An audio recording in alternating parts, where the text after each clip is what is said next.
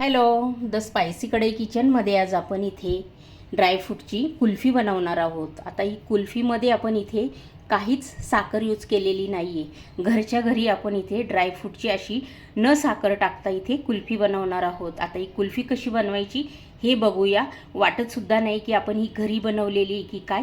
चला तर मग आता आपण इथे लगेच रेसिपीला सुरुवात करूया. सर्वात आधी इथे आपण काय करायचं आहे, गरम दूध इथे मी ओतून घेतलेले असं. आता या गरम दुधामध्ये 1 कप छोटा भरून मखाना मी ॲड केलेला आहे. त्यानंतर इथे मी बी काढून घेतली आणि खजूर पण ॲड केलेले.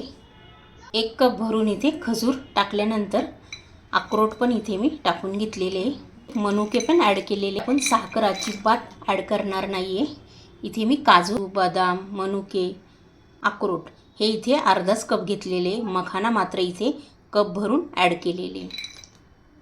इथे थोडासा पिस्ता. आता इथे मी पूर्ण असं भिजून घेणार आहे आणि हे छान प्रेस करायचं आणि 15 मिनटं हे छान मी इथे आता भिजून देणार आहे.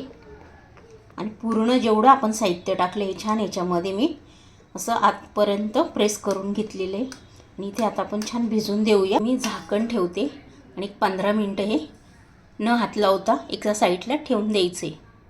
हे बघा इथे 15 मिनटं आपले झालेले.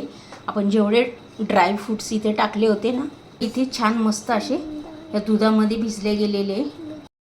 हे बघा मध्ये ओतून घेऊया. इथे मी अर्धा लिटर दूध ओतून घेणार आहे.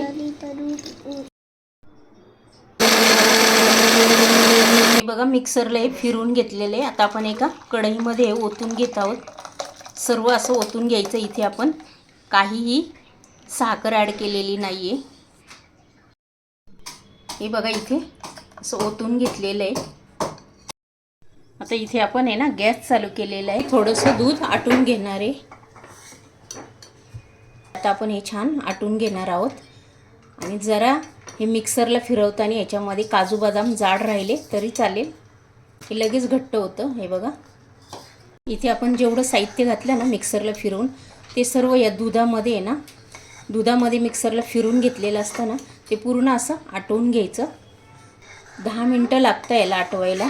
आटवून असं घ्यायचं छान. हे बघा लगेच घट्ट व्हायला सुरुवात होते. इथे तुम्ही बघू शकता छान मस्त असं घट्ट झालेलं आहे. आणि आता इथे मी गॅस बंद करून घेतलेला आहे. इथे 10 ते 12 मिनिट आपण हे गॅसवर आटवून घेतलेलं आहे. हे बघा दूध छान इथे घट्ट झालेलं आहे. आता आपण हे थंड व्हायला ठेवूया. इथे मी गॅस बंद करून टाकलेला आहे. आणि गॅस बंद करून झाल्यानंतर आता आपण हे छान थंड होऊन देऊया. इलायचीची पावडर ॲड करते. अजून टाकून घेतलेली. जेवढी तुम्ही इथे इलायचीची पावडर टाकाल ना तेवढं स्वाद छान येतो. छान मिक्स करून घ्यायची. आता हे गरमच आहे, त्याच वेळेला इथे ही पूड टाकून घ्यायची इलायचीची. छान मिक्स करून घ्यायचं आहे आता आपल्याला हे. आणि दूध पण इथे आटले गेलेले. पहिल्यापेक्षा आपली साईज पण इथे कमी झालेली. हे बघा आता आपण हे छान मिक्स करून घेतल्यानंतर ठेवून देणार आहोत एक 10 ते 15 मिनटं. थोडंसं थंड झालं की मग आपण इथे सेट करायला ठेवूया. हे बघा इथे छान मस्त थंड झालेलं आहे. इथे आपण एक 10 मिनटं हे छान असं थंड होऊन दिलेलं आहे. आणि तुम्ही बघू शकता किती घट्ट झालेलं आहे. आता आपण इथे सेट करायला ठेवूया कुल्फी. इथे मी साचा न घेता कुल्फीचा ग्लास घेतलेले, त्याच्यामध्ये मी इथे ॲड करते. इथे माझ्याकडं छोटे छोटे ग्लास आहे स्टीलचे, त्याच्यामध्ये मी कुल्फी इथे सेट करून घेणार आहे. तुम्ही इथे साच्यामध्ये सेट केली ना कुल्फी तरी चालेल. मी इथे ग्लासमध्ये लावून घेतले. जर तुमच्याकडे पण असे छोटे ग्लास असेल ना स्टीलचे, त्याच्यामध्ये पण अशी कुल्फी सेट केली ना की छान होते.